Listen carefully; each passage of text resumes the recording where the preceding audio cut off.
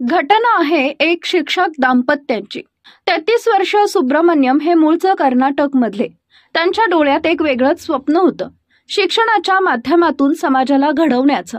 लहानपणापासूनच अभ्यासात हुशार असलेले सुब्रमण्यम हे नेहमीच समाजाच्या भल्यासाठी विचार करत।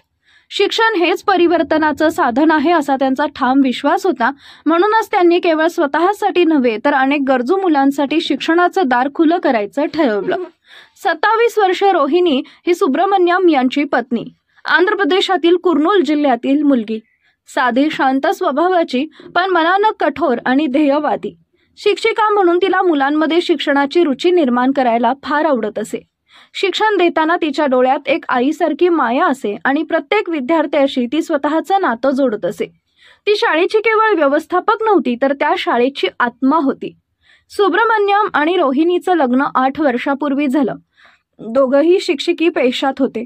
त्यांना स्वतःचं मूल नव्हतं, पण त्यांच्या शाळेतील प्रत्येक विद्यार्थी त्यांच्यासाठी घरचाच वाटे।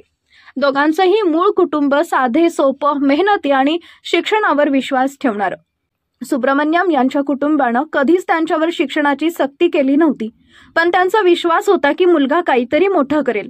रोहिणीच्या आई-वडिलांनी तर मुलीला शिकवून स्वतःचं सर्वस्व तिच्या हातात दिलं होतं। ते दोघेही त्यांचं सांसारिक आयुष्य अत्यंत प्रेमानं आणि समजुतीनं जगत होते। पैशाच्या मागे न धावता त्यांनी शिक्षणाला, विद्यार्थ्यांना आणि समाजाला सर्वोच्च प्राधान्य दिलं।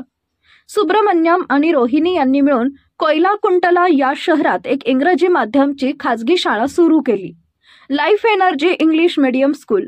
नावातच जसं लाईफ एनर्जी असं होतं, तसंच त्यांनी त्या शाळेत जीव ओतला होता। विद्यार्थी संख्या वाढविण्यासाठी आणि दर्जेदार शिक्षणासाठी त्यांनी अत्याधुनिक पायाभूत सुविधा उभारल्या। शाळेच्या इमारतीपासून ते संगणक, प्रयोगशाळा, ग्रंथालय, खेळाचे मैदान सर्व काही आधुनिक पद्धतीनं उभं करण्यात आलं। त्यासाठी त्यांनी सुमारे 1.5 ते 2 कोटी रुपयांचं कर्ज घेतलं होतं। कर्जदारांकडून काही महिन्यांपर्यंत उसनं घेऊन त्यांनी शाळा चालवली। त्यांच्या स्वप्नाचं हे एक मोठं पाऊल होतं आणि त्यांनी ते धाडसानं उचललं। सगळं सुरळीत सुरू असतानाच अचानक लॉकडाऊन, शाळा बंद, विद्यार्थी घरी, बहुतांश पालकांची आर्थिक परिस्थिती ढासळल्यामुळं शाळेची फी भरली गेली नाही। त्याचा थेट परिणाम शाळेच्या उत्पन्नावर झाला। दरम्यान बँकांचे हप्ते, EMI, व्याज दर वाढू लागले।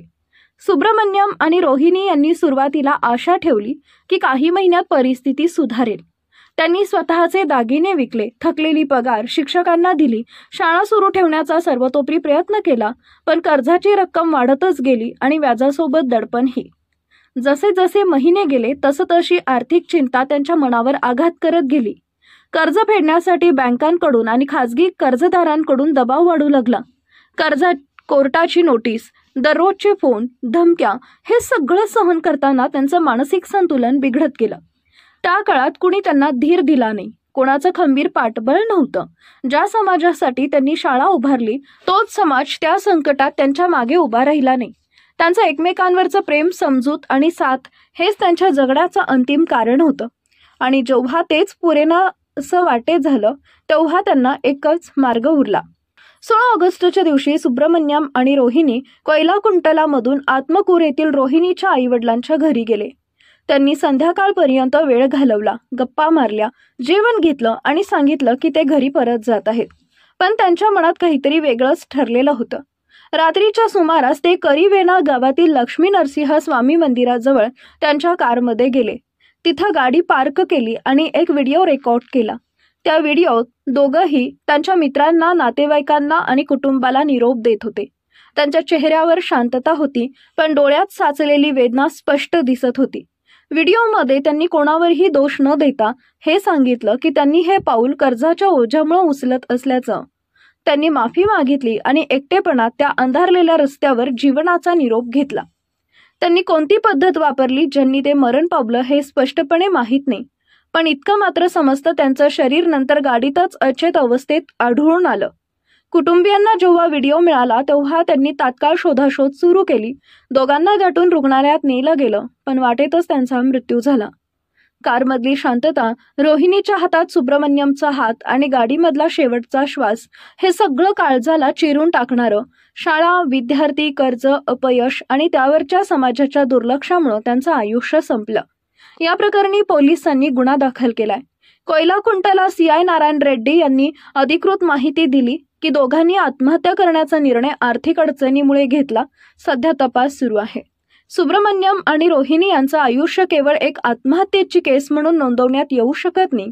ही एक सामाजिक शोकांतिका आहे. शिक्षणासाठी स्वतःचं आयुष्य झोकून देणाऱ्या 2 शिक्षकांची ही वेदनादायक घटना आपण दुर्लक्षित केलं. त्यांचं लाईफ एनर्जी नावाचं स्वप्न अंधारात हरवलं आणि आपण सगळे गप्प राहिलो. या घटनेतून आपण काय शिकावं?